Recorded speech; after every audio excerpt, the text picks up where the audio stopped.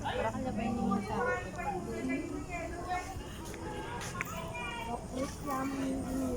uwi na kami. Nabusog na at nahihilo. Ganda. Lalo na kung hilosis. nahilong-hilo. Amoy katingko na ako.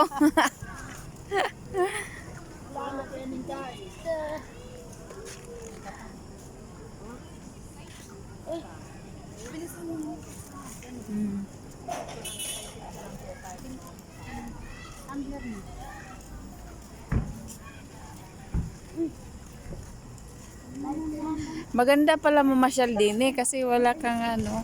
Pag umaga, nag-o-open ito mga 11, 10 ganun. Ah, Parang ano din siya.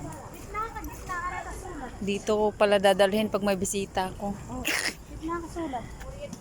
Pero mahal to. Hindi ka makita. Nakakakayan eh.